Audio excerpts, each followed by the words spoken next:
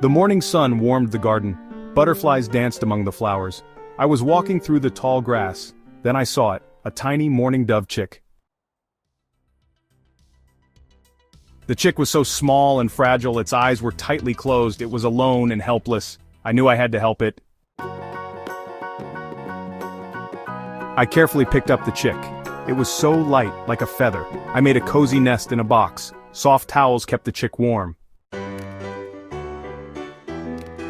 The chick needed food every few hours. I fed it a special formula with a syringe. It eagerly opened its tiny beak. With each feeding it grew stronger.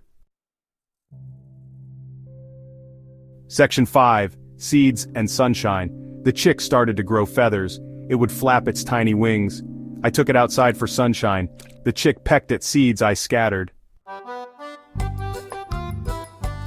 Section 6. Growing strong. Days turned into weeks. The dove grew bigger and stronger. Its feathers were now fully grown. It loved to fly across the garden.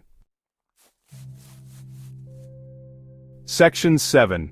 The Call of the Wild. One day, the dove flew to a treetop. It was a crisp morning, the kind that makes you feel alive. The sun was just beginning to rise, casting a golden hue over the forest. The air was filled with the scent of pine and the soft rustling of leaves. The dove, with its delicate feathers and bright eyes, seemed to be in perfect harmony with its surroundings.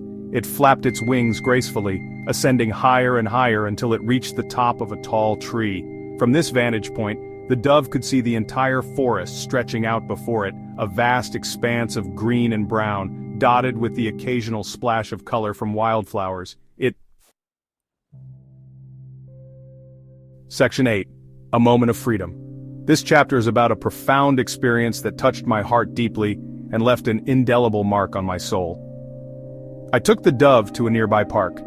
The park was a serene place, filled with the gentle rustling of leaves and the soft chirping of other birds. It was a perfect setting for what I was about to do. The dove, with its pure white feathers, seemed to sense the significance of the moment. It was calm in my hands, its tiny heart beating in rhythm with mine. As I walked through the park, I could feel the weight of the world lifting off my shoulders. The park was not just a place, it was a sanctuary, a haven where nature and humanity coexisted in perfect harmony, with a mix of sadness and... Section 9. Blue Skies, Little Dove. The sky was a perfect shade of blue, stretching endlessly above me. It was one of those rare days when the clouds seemed to have taken a break, leaving the sky as a vast canvas of azure. As I stood there, I noticed a mourning dove fluttering nearby, its wings catching the sunlight in a way that made it look almost ethereal. I watched the dove until I couldn't see it anymore. It was a moment that felt both fleeting and eternal, as if time had paused just for this delicate creature. The dove flew higher and higher, becoming a small dot against the vast blue expanse. I couldn't help but feel a sense of awe and wonder. Where was it going? What adventures awaited it in the great unknown? I was happy that I could help it. Earlier that day, I had found the dove tangled in some brush, its wings struggling to break free. Carefully, I had untangled it, feeling its tiny heart beating rapidly against my fingers. When it finally took off, there was a moment of hesitation, as if it was unsure of its newfound freedom. But then, with a burst of energy, it soared into the sky. That smile on my face wasn't just for the dove, it was for the simple joy of being able to make a difference no matter how small. I knew it would be all right. Fly free, little dove. As I watched it disappear into the horizon, I felt a sense of peace wash over me.